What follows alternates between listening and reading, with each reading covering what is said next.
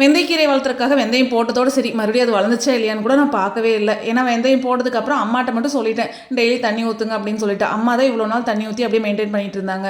இன்னைக்கு மார்னிங் பார்க்கும்போது வெந்தயக்கீரை நல்லாவே வளர்ந்துருந்தது. இன்னும் 1 வீக் போச்சு அப்படின்னா வெந்தயக்கீரை வந்து நம்ம அறுவடை பண்ணிடலாம். இதில் வந்து தொக்கும் பண்ணுவாங்க, பருப்புக்குள்ளையும் போட்டு செய்வாங்க. எனக்கு வந்து தொக்கை விட பருப்புக்குள்ள வெந்தயக்கீரை போட்டு செய்கிறது தான் ரொம்ப. நான் வந்து டயட்டில் இருக்கனால மார்னிங் பிரேக்ஃபாஸ்ட் வந்து கொஞ்சமாக சோயா சங்க்ஸ் வந்து ஊற வச்சு கொஞ்சமாக எண்ணெய் ஊற்றி வணக்கி எடுத்துக்கிட்டேன். இதுதான் என்னோட மார்னிங் பிரேக்ஃபாஸ்ட். மதிய லஞ்சுக்கு பார்த்தீங்கன்னா கொஞ்சமாக ரைஸ் எடுத்துக்கிட்டேன். அதுக்கப்புறம் மார்னிங் செஞ்ச சோயா சங்க்ஸ் வந்து மீதி இருந்தது, அதுவுமே லஞ்சுக்கு வந்து பேக் பண்ணிட்டேன். கூடவே பார்த்தீங்கன்னா உப்பு பருப்பும் மணத்தக்காளி கீரை பொரியலும் வந்து பண்ணியிருந்தேன். மணத்தக்காளி கீரை வாங்கும் போதே மணத்தக்காளி கீரையோட காய் வந்து கொஞ்சம் அதிகமாகவே இருந்தது.